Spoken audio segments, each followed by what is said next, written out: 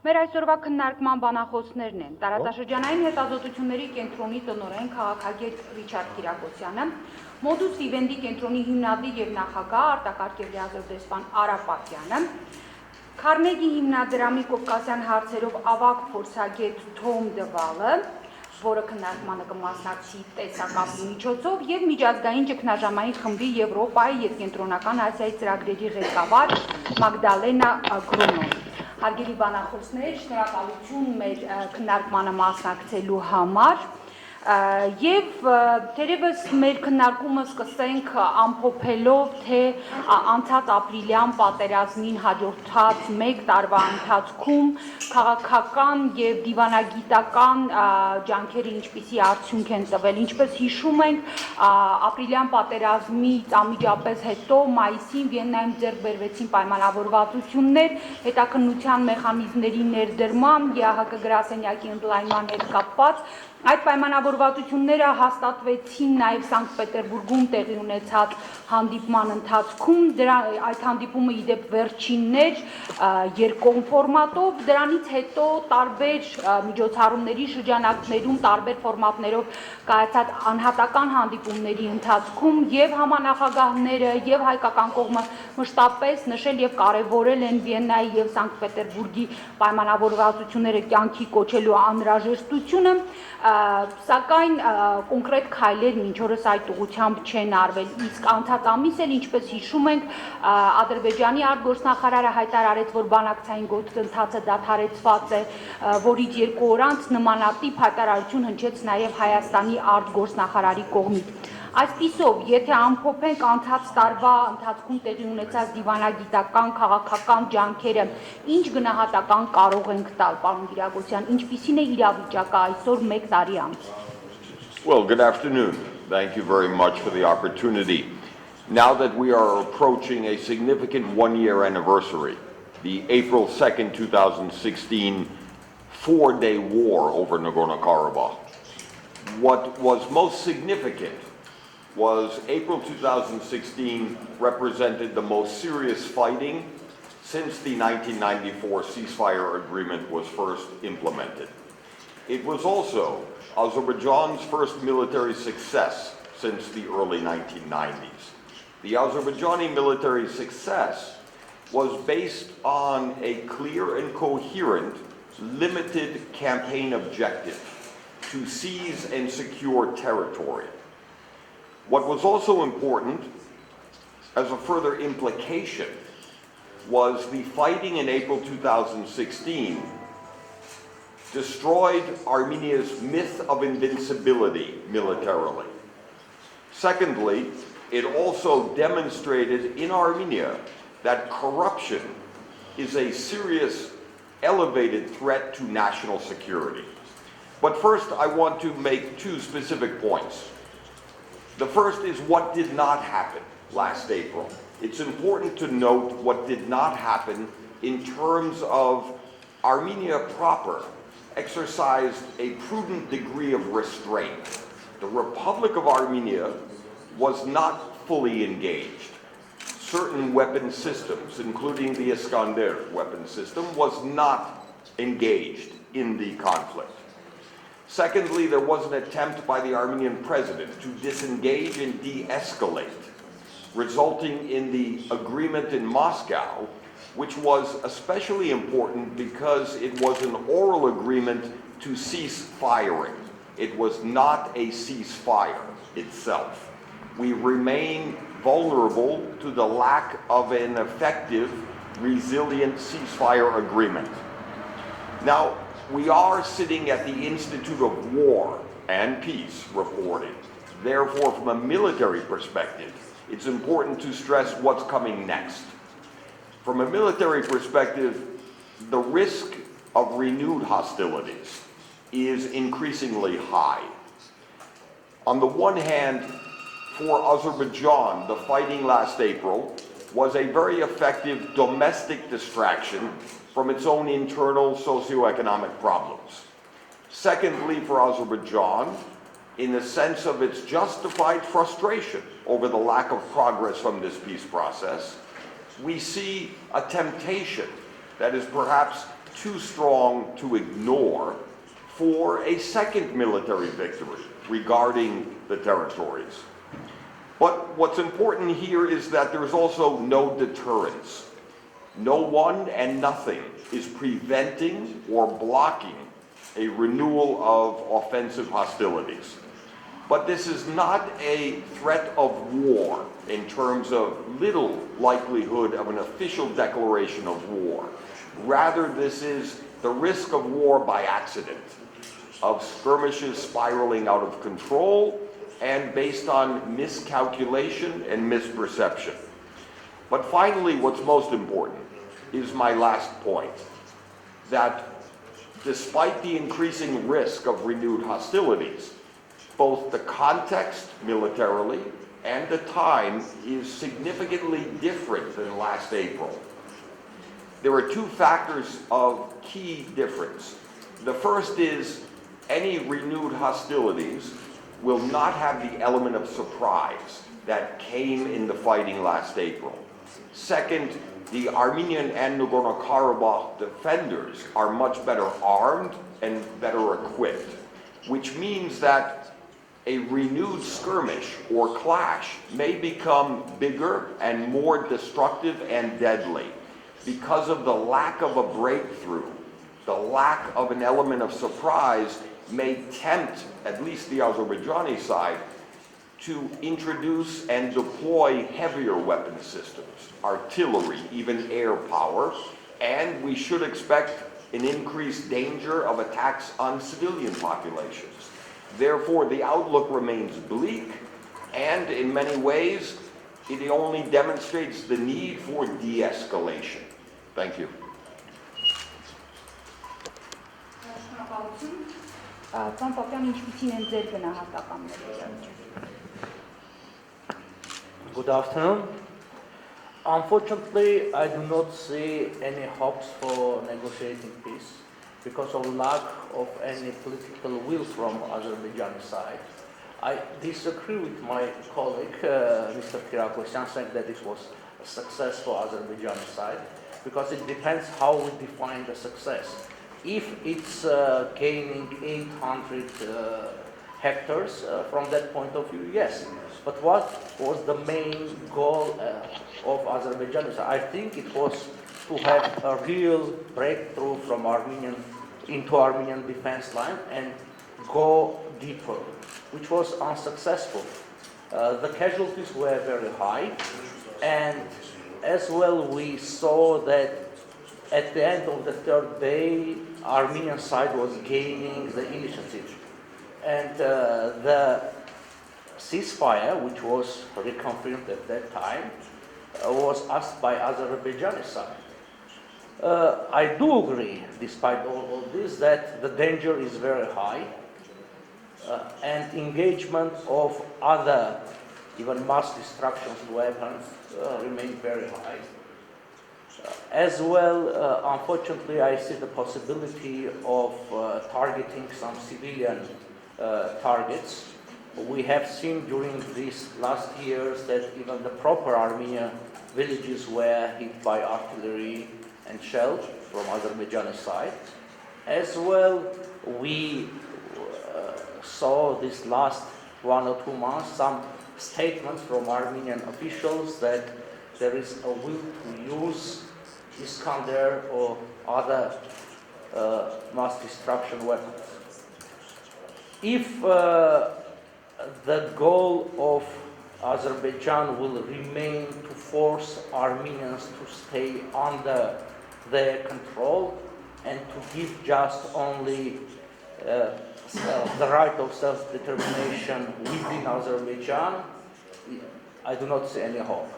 We see that Armenian side has expressed on different levels will for concession. Even during this electoral period, we can see there are some parties, there is an alliance speaking about real concessions, but even this Armenian position is not responded by Azerbaijani side any proper and equal readiness for concession. I think that these negotiations will go on without any real success. Այժմ պարոն Դեվալ կխնդրեմ ձեզ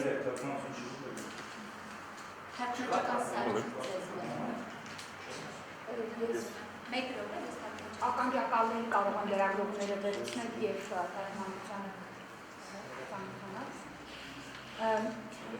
Ես կխնդրեմ արդեն պարոն Թոմ Դեվալին ներկայացնել իր դիտարկումները, նաև այն համատեքստում նա վերջերս հայկական լրատվամիջոցներից մեկի հետ զրույցում կարևորել էր կանխարգելիչ դիվանագիտության, կանխարգելիչ քայլերի իրականացումը, այս համատեքստում կխնդրեմ ներկայացնել այդ ինչ քայլեր կային, որոնք հնարավոր էր անել եւ որոնք չեն արվել եւ այնուամենայնիվ ինչու հնարավոր չի լինում կյանքի կոչել Վիեննայի եւ Սանկտ Պետերբուրգի համաձայնությունները, խնդրեմ։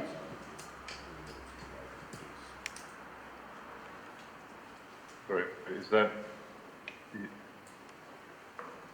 Are you going to ask me in English or? It would help.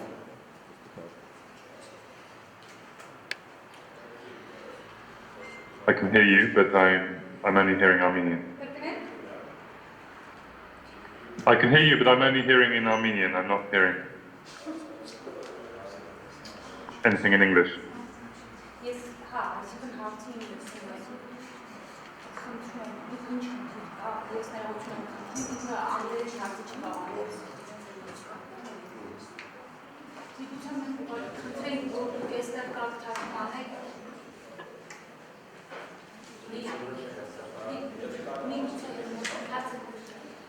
So can you hear me now? Can you hear the English language right now? I can hear you. Okay, then we'll repeat the question right away. Please. Պարոն Դեվալ, դուք So Mr. Deval, լրատվամիջոցներից մեկի հետ զրույցում կարևորել էիք կանխարգելիչ դիվանագիտության, կանխարգելիչ քայլերի իրականացումը եւ կխնդրեմ ձեզ ներկայացնել ձեր դիտարկումները հենց այս համատեքստում անցած 1 տարվա ընթացքում ինչպիսի կանխարգելիչ քայլեր է հնարավոր անել, որ չեն արվել եւ այնուամենայնիվ ինչու հնարավոր չի լինում կյանքի կոչել Վիեննայի եւ Սանկտ Պետերբուրգի պայմանավորվածությունը։ Sorry, I can't. Mr. Deval, okay, wait. We'll do Sorry. that consecutively. Yeah. So, okay. But the question is the following. In your interview to one of the mass media organizations in Armenia, you have mentioned that there is a possibility of implementing preventive steps. So prevention is also important. Could you please mention what have been those prevention steps possible through the year after the April events in 2016? And why isn't it possible to implement the agreements that have been reached in Vienna and St. Thank you. Yeah, I think this is the key question. Obviously, last year was, as Richard and your other guests are saying, was extremely dangerous. And we see the prospect of another escalation this year. I would agree with your guests that this year could be even more dangerous, that we could see even more serious fighting. And so there is no alternative to politics, to diplomacy. Will you translate or shall I just continue? So we do have a basis. The translation goes simultaneously from what you were saying. But the Okay, that's good. The questions to you will be interpreted consecutively. So now you can. That's fine. So I think so there's no alternative to diplomacy, and we do have a basis for diplomacy, which is in particular the May 16th agreement in Vienna last year, in which there was Sergei Lavrov, John Kerry, the French foreign minister, and also Federico Mogherini. So some serious international diplomats helped negotiate that agreement. And the basis of that agreement is basically two things. It's the strengthening of the ceasefire mandate, which is Central Armenian demand, and also Central Azerbaijani demand, which is a resumption of serious, comprehensive political negotiations. So I think this is the basis for an agreement, or at least for preventative diplomacy. The question is why that didn't work. You had Lavrov, Kerry, others asking both sides to make that agreement, and then everything began to crumble, and we saw, end of last year, ridiculous discussions in OSCE. Will there be 12 monitors? Will there be 13 monitors in the OSCE mission of Ambassador Kasperchik? So clearly something went wrong, and I think what is lacking at the moment is sufficient international diplomatic engagement to make this work. You basically have only one international figure who is seriously engaged in the process. That's Russian Foreign Minister Sergei Lavrov. He's a serious diplomat, but he's also from a party which has its own interests in the region, Russia, and who is not fully trusted in the region. So I think the key, is to re-energize the co-chair Minsk format and to get the Americans and the French back fully engaged and to try to restart or remake the agreement from Vienna of last year. That, I think, is essential if we don't want to see a slow descent into new conflict. Շնորհակալություն, իսկ կարող եք պարոն Դևալը մասնավորեցնել, թե սխալները, որոնք նա հիշատակեց, առավելապես ում կողմից եղան եւ արդյոք այդ հանձնառությունը նա տեսնում է, որ պետք է ռուսական կողմից լինի, պարբերաբար տեղեկատվություններ շրջանառվում փորձագետների կողմից տարբեր, որ ռուսական կողմը կարծեք թե շատ շահագրգռված չէ այդ համաձայնագրերի կյանքի կոչման հարցում եւ առաջնային ակտիվություն այդտեղ ունեն առավելապես ամերիկյան կողմից։ You mentioned that there are or there have been certain mistakes or some things went wrong exactly. So what were the reasons for those things to go wrong? Question number one. Also, when you mentioned that there has to be serious commitment on a high diplomatic level, is that serious commitment expected to come only from Russia, or for example, the American party might also intervene into the process? Because you mentioned that in the primary agreement in Vienna, there were also Kerry and other players, European players.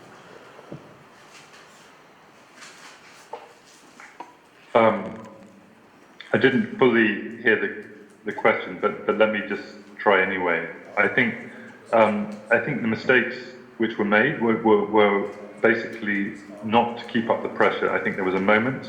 People died last April. This was a tragic moment in this conflict, and the mistakes which were made was not to use that moment to use crisis as an opportunity, as they say.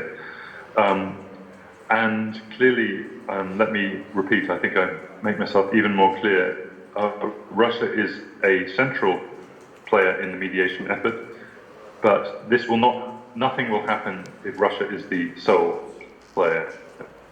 There is too much suspicion of Russia on both Armenian side and Azerbaijani side. Russia is both mediator and also the main fueler of war, in that Russia sells weapons to both sides. Russia has interests. So it's important to have Russia as a mediator, but Russia will not solve this on its own. And this is why the three-part co-chair format is important. And you have the Americans and the French, two other very serious powers in the world. And I think it's a matter of regret that France role at the moment is rather weak, and also the US administration is also, there seems to be a lack of a foreign policy in Washington at the moment. So that's, I think, a serious problem. But hopefully if in Washington they want to see a opportunity in resetting relations with Moscow, then the Karabakh conflict is an arena where Moscow and Washington have actually worked together pretty well over the last 10, 15 years, ever since Key West, in fact 16 years. So I think this could be something where Moscow and Washington can work together quite effectively. Շնորհակալություն։ Հարցը հիմա ուղեն Տիկին Գրոնոյին։ Տիկին Գրոնո, ինչպիսին են ձեր դիտարկումները անցած մեկ տարվա ընթացքում, որքանով արդյունավետ եղան ջանքերը կանխելու համար նոր ռազմական էսկալացիայի վերսկսումը եւ վերստին կխնդրեմ ձեր գնահատականը, թե ինչու հնարավոր չի լինում կյանքի կոչել Վիեննայի եւ Սանկտ Պետերբուրգի համաձայնությունները, որի շուրջ այս ողջ տարվա ընթացքում հենց այդ հարցն էր առանցքային, համեցեք։ The question now to Mrs. Grano, please tell us what have been the main efforts on preventing the escalation through this specific period of time this year, and once again repeating the question, what have been the main reasons for the failure not to implement agreements reached in St. Petersburg and Vienna. Good afternoon. A pleasure to participate in this discussion. It's very hard to disagree with much that has been said on both the very high risk for a renewed escalation, but also on some of the elements that led to the situation where we are now. I would say that, of course, as tragic as the April escalation last year was, there indeed was an element that I think Tom mentioned of this galvanizing the political will of the international community to really back up the settlement process, and an opportunity therefore was born through this sort of tragic escalation. We did see 2 summits in Vienna, in St. Petersburg, and elements being put in place for galvanizing the process. Now, I do agree with Tom's analysis that indeed there were demands for putting in place security confidence building measures, so namely indeed the increase of number of monitors of Ambassador Kostchik's office, plus of course also the investigative mechanism. At the same time, indeed, there was a focus on the need to pursue substantive dialogue on other substantive elements of a longer-term solution. So I think that this is where, you know, there's a lot of chicken and egg questions in the context of this conflict. And this is one where I think we see a moment where there is this lack of confidence on what will come first and whether one party can trust each other to implement what the other will need to see in place, but also an element of lack of trust in the process. So indeed, we see the process having ground to a halt. We see that since last summer, the hopes really have pretty much evaporated for any fast progress. We saw that none of the confidence security building measures were implemented, but at the same time, there was also no possibility for progressing in more substantive talks. Each of the sides interprets that very differently, and I think that it will be important to try to really galvanize the process again. We now are hearing about a new possible meeting of foreign ministers, and with a view potentially to prepare a meeting of the president. Although I wouldn't necessarily disagree with the interventions of the 2 first speakers, which basically indicated lack of confidence that there will be much substance brought in these discussions, and there will be a lot of possibility to progress, because of course the positions are very entrenched, and I think that this is one thing that we haven't quite discussed very much. I think that in addition to what has been said, we shouldn't forget the impact of April on each of the societies on either side of the conflict divide. And I think this has been very important. We've seen very patriotic and sort of nationalistic moods heightened. We've seen entrenched positions. We've seen a solidification of positions. And we've also seen a growth of a zero-sum logic. So if there was a possibility to discuss mutual concessions in the past, although very cautiously with a lot of awareness and with a lot of caveats, I think that now at least during my recent visits in both Yerevan and Baku, I didn't necessarily register much of a space for discussion for any steps towards solutions which would not be on the terms of either of the sides. So I think that we see a positional entrenchment which will make any conversation much more difficult.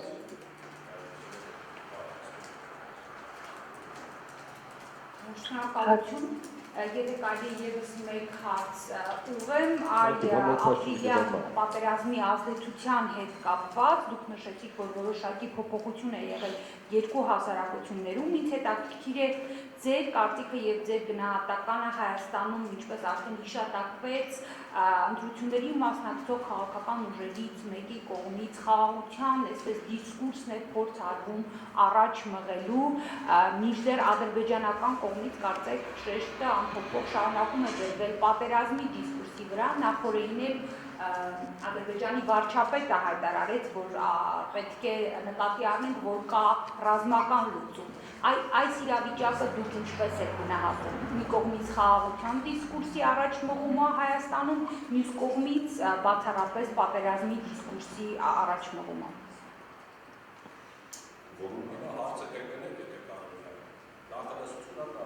Sorry, I really only heard the Armenian, so if your translator could help me.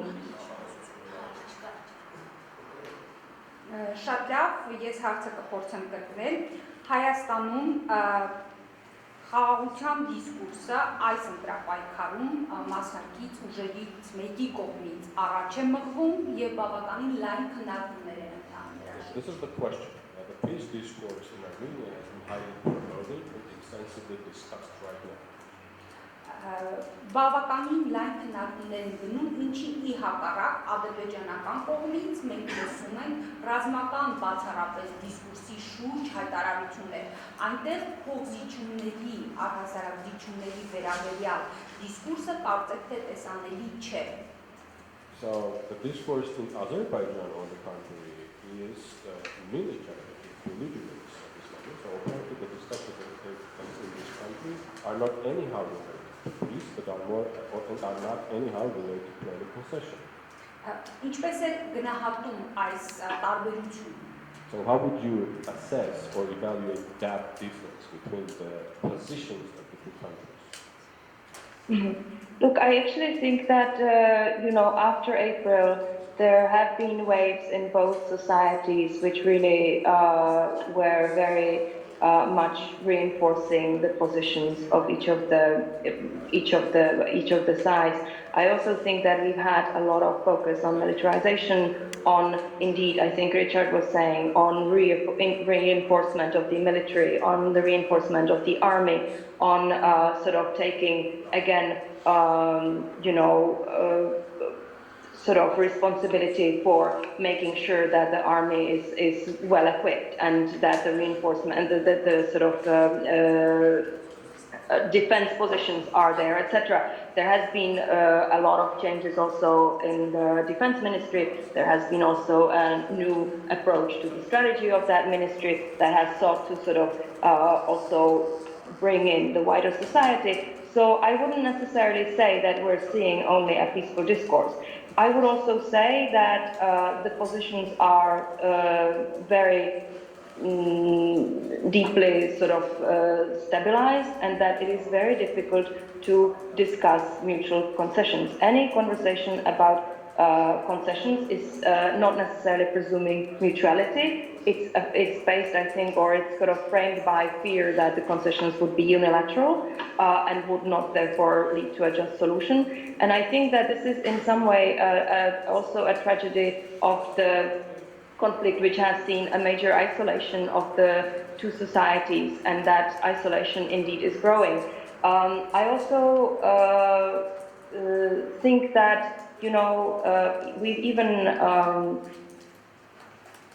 seen, and again, it's already been mentioned, efforts to especially Levante Petrosyan's sort of balloons to talk about a potential return of some of the districts around Karabakh. And I think that this is something that hasn't resonated widely in the society. So the difficult topics that would presumably need to be discussed in the future are not necessarily resonating with the society, and I think that this has become more difficult after April. I think it certainly has become much more difficult on the Azerbaijani side as well, and I very much agree with the previous speaker who said that it's very difficult in Azerbaijan to hear anybody talking about self-determination of Nagorno-Karabakh outside of the framework of Azerbaijan. This is basically a non-starter for discussion.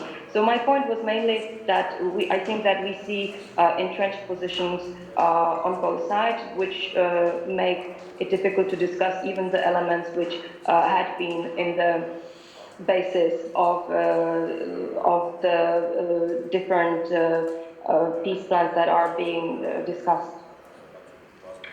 Can I jump in here? I think the important thing to understand about Azerbaijani society, two things. One, it's not an open society, and therefore you're only hearing the public official discourse, and Magdalena's quite right in the way she describes that. But obviously, people at home in their kitchens are not always saying the public official discourse. Most normal people don't want a war. They don't want to send their sons to be killed on the battlefield.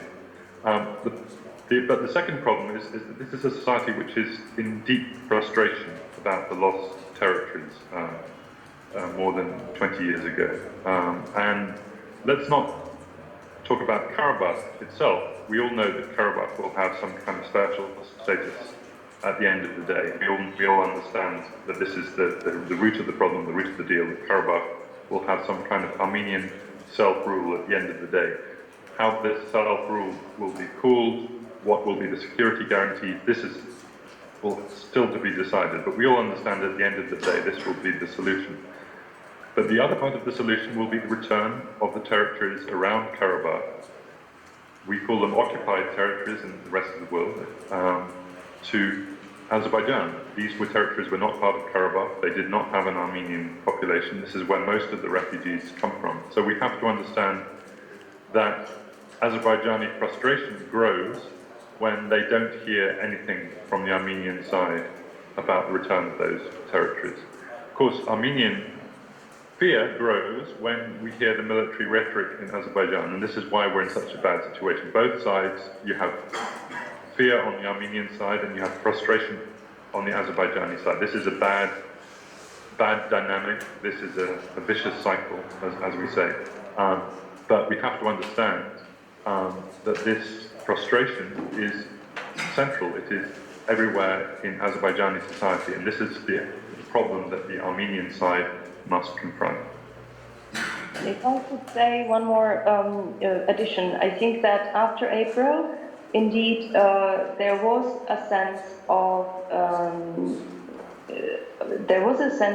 pride in Azerbaijan. There was a sense of feeling that all the investments into the armed forces that took place there for a very long time sort of suddenly meant that Azerbaijan has basically, again, I think Richard said it in the beginning, has broken the myth that it no longer is in a losing position. And I think this resonated very widely in the society, and I would agree that people do not want war for its sake. But I think that there is a great demand for some kind of solution and some kind of movement.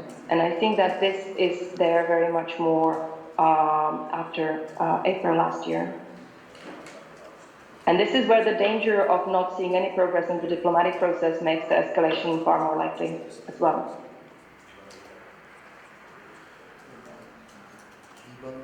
Շնորհակալություն, եթե աշխատի հետ կապված հարգելի բանախոսներ այս հարցի ունեք ասելիք, եթե ոչ հարցեր կընտրեմ Միայն ներկայացեք։ Anything to add related to what has been said, you may do that now, otherwise questions or գործակալություն հացս պարոն Դվալին է ուղղված, բայց եթե մյուս բան խոսնող ուզենան, թող պատասխանեն։ Հայկ Վերջի Խոստյան։ չի լսում։ Question Խնդրում եմ մի քիչ դարձնել հասցնում։ Վերջի խոսքում պարոն Դվալը ասաց, որ ինքնիշխանության կարգավիճակ կառավարվի Ադրբեջանի հասկանում ենք Ադրբեջանի կազմում։ Ինձ հետաքրքիր է նրա կարծիքով Հայաստանում կա որևէ քաղաքական ուժ, որը կհամաձայնվի կամ նույնիսկ Ղարաբաղի Արցախի հանրապետությունը կհամաձայնվի Աժմյան Ադրբեջան կամ ընդհանրապես ինչ ձևի Ադրբեջան ուզում լինի ինքնիշխան լինի այդ Ադրբեջանի կազմում։ So my question is the following.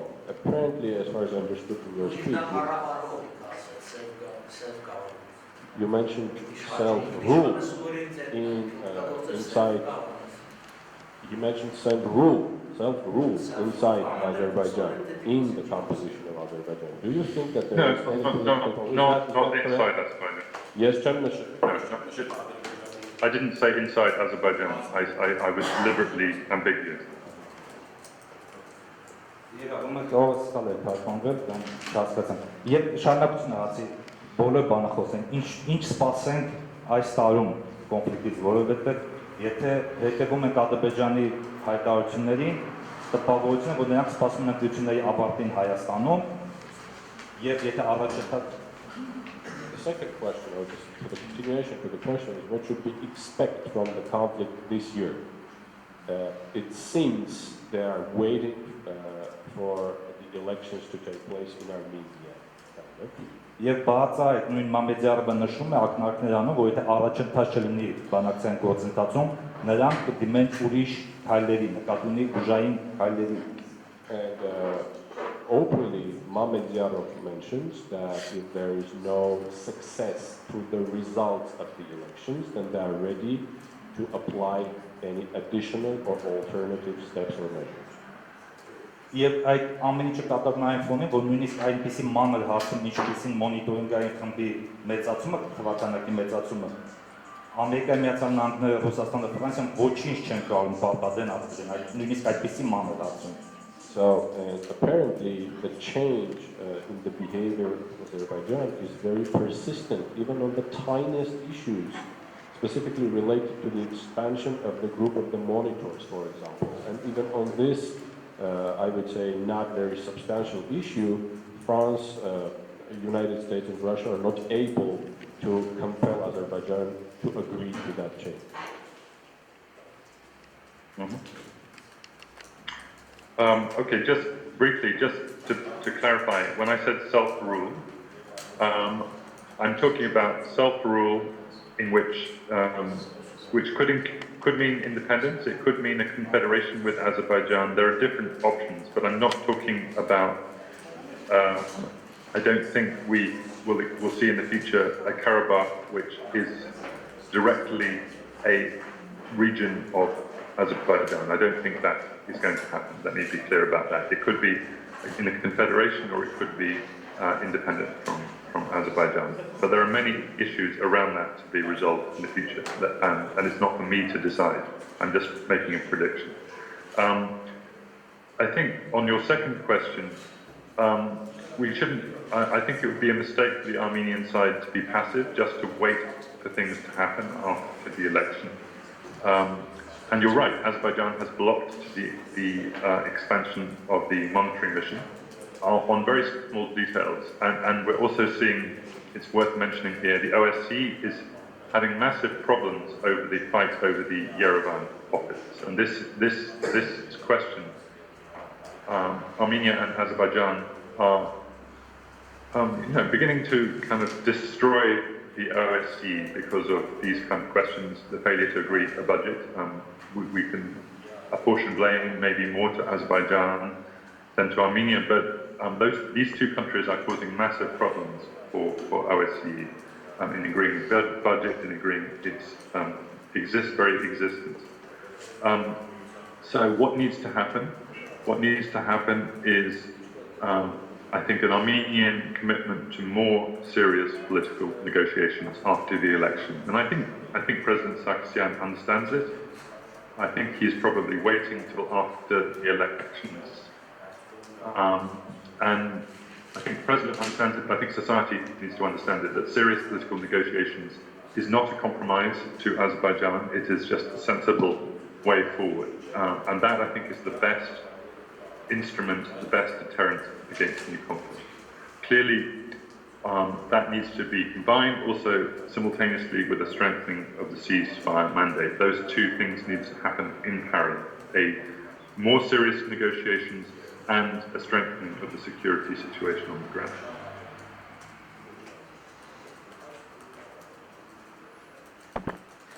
Շնորհակալություն, եթե այս հարցի հետ կապված դուք նաև ուղղել եք մյուս բանախոսներին, չէ՞, եթե ունի դրոնը ավելացնել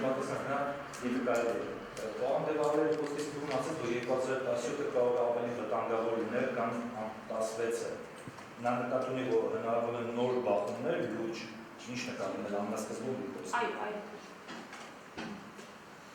It was asked without a microphone, but what I heard is you mentioned in your speech that 2017 is now more dangerous than 2016. Maybe more dangerous than 2016. Could you please elaborate on that? Is that addressed to me or to Magdalena? It's addressed to you. It's addressed to you. I think, I think Richard Giragosyan already answered that question earlier. It's more dangerous because there's no element of surprise. So the weapons on the ground are more dangerous. And I think the expectations of societies, if there's some kind of operation, will be higher as well. The Azerbaijani side will not be satisfied. Azerbaijani society would not be satisfied with the capture of just two small pieces of territory. And the Armenian side would, I think, demand a stronger response. So for those reasons, if something begins, nie dai Bog, as the Russians say, if something begins, then I'm afraid that there will be a more serious escalation, that we wouldn't just see a 4-day war, we could see a 14-day war or a 40-day war. I think we all understand why this is a bad thing, and maybe for that reason it won't happen, but we have to be prepared for this bad eventuality.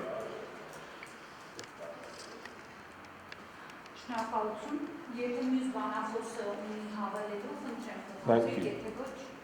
Mrs. Grano, if you have anything to add, please. I would just add that I think the danger for civilians that has been mentioned before is very, very high. I think this wouldn't necessarily be a conflict that would have high regard for civilians, and I think that is very dangerous. I do agree that the chances for the escalation or the potential escalation growing beyond what was there last year is very high. I would also say that while I agree with the previous speakers who basically said that the sides would seek to inflict maximum harm on each other, I also think that there are some inbuilt sort of deterrent elements because they, of course, both are aware of each other's capabilities, and so the use of some of the really destructive weapons would, of course, not be without a response. And so I think this awareness exists, and I think that is something that would probably also play into the calculations.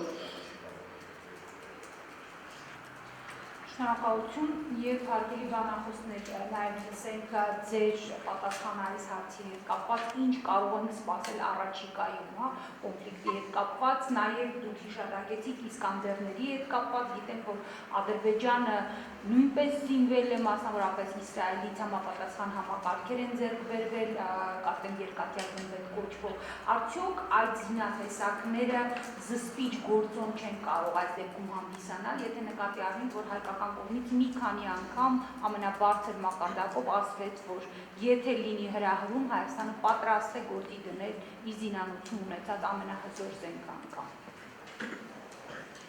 Actually, let me begin not from an Armenian perspective, but from a broader strategic perspective.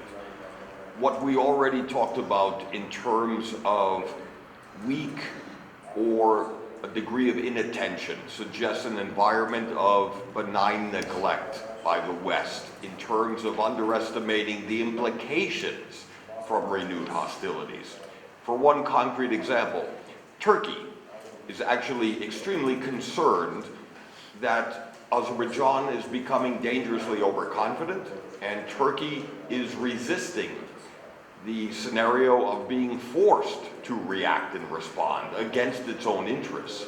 That demonstrates that this conflict in particular has higher stakes for the international community, even beyond the region, because it's a rare conflict here, like World War I, that could quickly spiral out of control, forcing and compelling much larger regional actors like Turkey, Russia, and Iran to engage and to respond. The stakes are far too high. The second observation is, it's not often I have the opportunity to compliment the Armenian government. But on this issue, there was not only a prudent degree of restraint, but more importantly, despite public opinion, Armenian government's official policy that the occupied territories are one of the few bargaining chips for Armenia in the negotiations is praiseworthy. In other words, it is rather a rare example of prudence and courage politically. But again, the absence of political will coupled with the military situation. The military reality on the ground is both sides are in closer proximity than usual. The heavy weapon systems have not been returned, are still deployed in a threatening posture, and based on our own sources, renewed deliveries of arms from both Israel and Russia are expected in the coming weeks to months, further indicating that it's no longer a question of if, but when renewed hostilities are coming. What's most troubling is neither side has reached a level of conflict fatigue, and unfortunately, it has yet to fully play itself out. So in other words, in conclusion, there is no conclusion. This is a dynamic, not static process.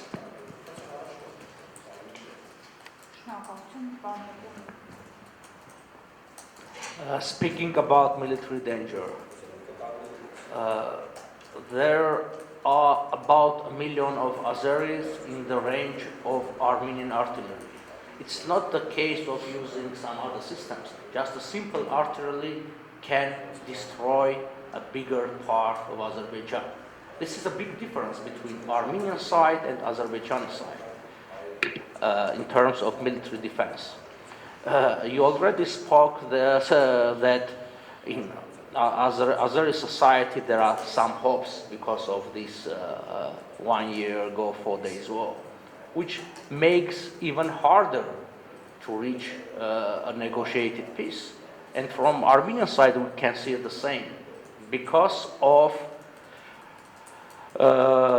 the events that happened within that 4 days war. We have to mention that there were no prisoners of war, which is unbelievable. This shows that from the both sides they were not taking any prisoners.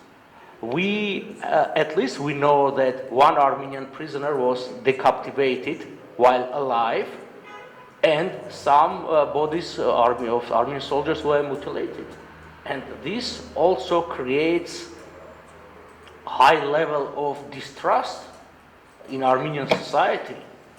I have some friends among diplomats, among political analysts that were speaking in favor of concessions.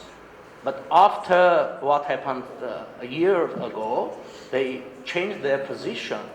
They became harder, and they see that lower prices on oil and the internal situation in Azerbaijan from the point of view of ethnic and religious possible disorders will give Armenia another opportunity.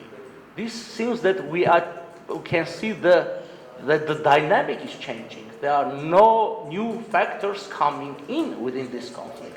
Not only possibility of the splitting the conflict over the borders, but also engaging of stateless people that live within Azerbaijan, ethnic minorities, the people within Turkey.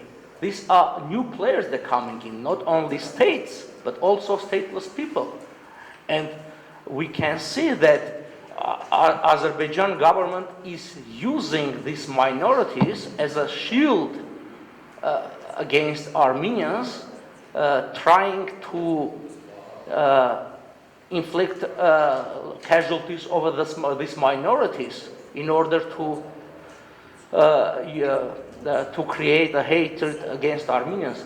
But the dynamic is changing, and I think that within a year or two we will see new players in the conflict coming in, not only the state but also stateless people, which is ethnic and religious minorities. Շնորհակալություն, հարգելի գործընկերներ, եթե կան հարցեր, խնդրում եմ ներկայացեք խոցախոս։ Միայն խնդրանքս է մի փոքր ընդհանրապես գործազան անջներով։ Շատ ավելի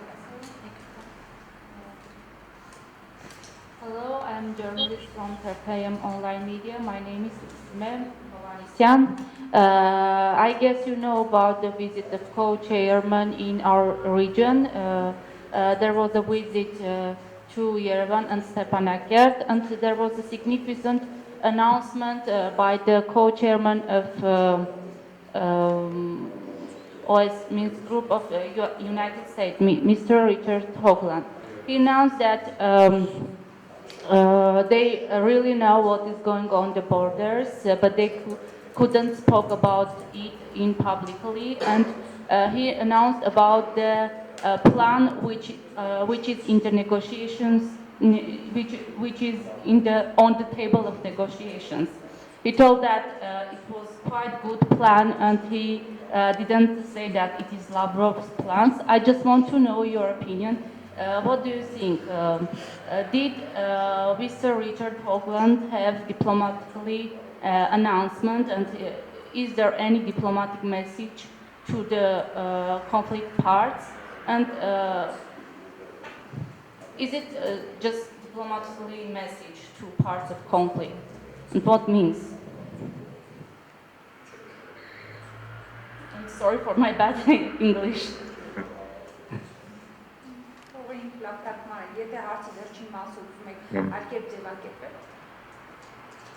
If you didn't understand, we can. Well, I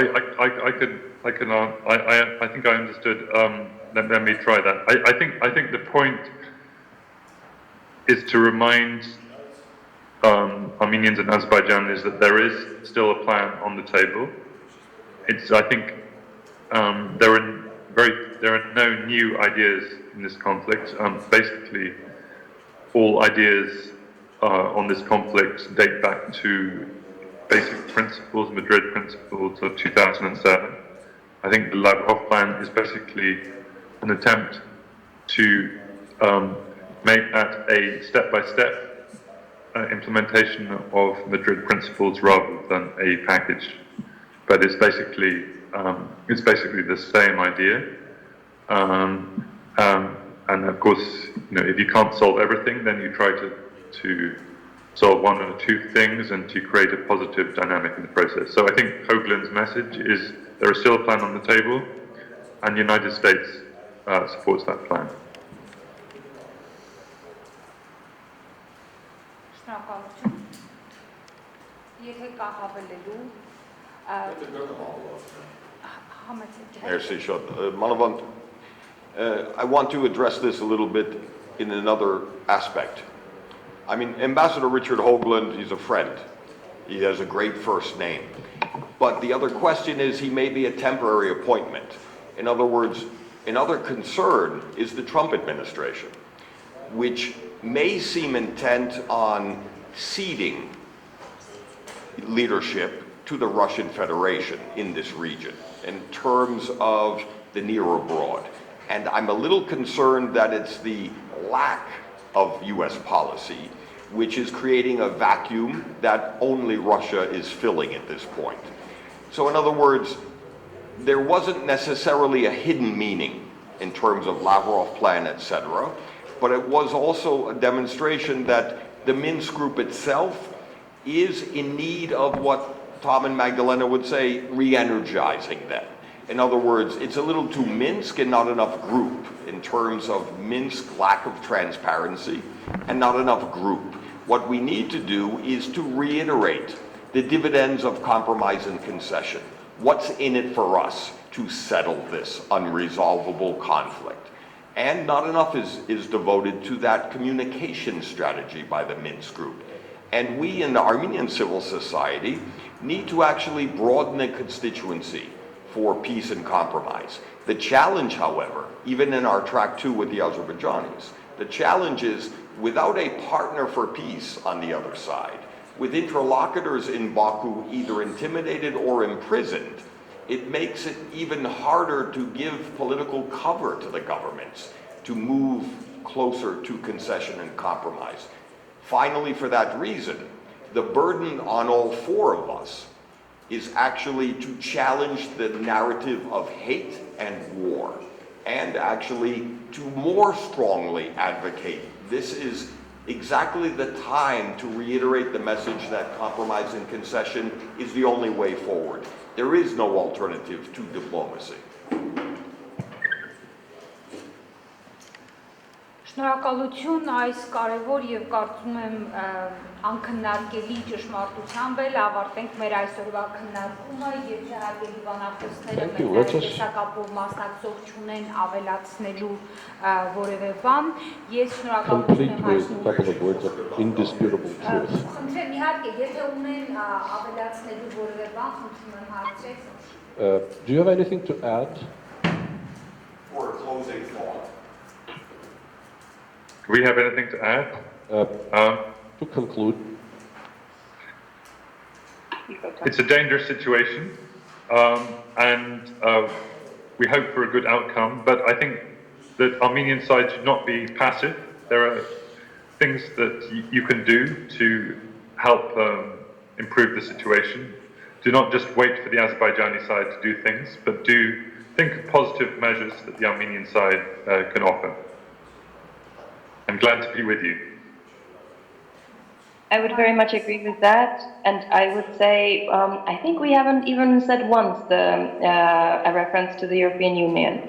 And because I'm speaking from Brussels, I would simply like to bring the EU in. Obviously, the EU is not a part of the formal settlement process. It has expressed a lot of support to that process, etc. But I think one element remains a little untapped, and I think that's the bilateral relationship the EU has with each of the countries. For the EU, the security and stability in what it considers its eastern neighborhood, and that of course includes the South Caucasus, is something that the EU puts really at a core of its foreign policy. And yet we have not seen very much engagement on the conflict, and I think there is in fact space in the re-energized bilateral relationships with both Armenia but also Azerbaijan to really stress the need and also from its side re-energize sort of momentum around the process. And we of course had 2 high-level visits just in February of both presidents to Brussels with meetings with President Tusk and Juncker, and I think that, and indeed the momentum on the new agreements, and I think that this actually gives the EU some space to be helpful, both in terms of backing the momentum behind the process, which is much needed, in terms of indeed stressing messages against any kind of escalation, but also in terms of potentially supporting whatever openings may come up. And there, the EU has traditionally had a lot of strength in terms of, ultimately, if and when things were to move in terms of rehabilitation and reconstruction, etc. So I think that, it's yet another element that's worth keeping in mind. Շնորհակալություն հարգելի բանախոսներ, հիշեցնեմ, որ այսօր Ղարաբաղյան հիմնախնդրի լուծմանը նվիրված մեր քննարկման բանախոսներն էին տարածաշրջանային հետազոտությունների կենտրոնի տնօրեն Ռիչարդ Կիրակոսյանը, Modus Vivendi կենտրոնի հիմնադիր Արա Պապյանը, Քարնեգի հիմնադրամի կովկասյան հարցերով ավագ փորձագետ Թոմ Դևալը եւ միջազգային ճգնաժամային խմբի Եվրոպայի եւ Կենտրոնական Ասիայի ծրագրերի ղեկավար Մագդալենա Գրոնոն։ Եվս մեկ անգամ շնորհակալություն եւ մինչ հանդիպում։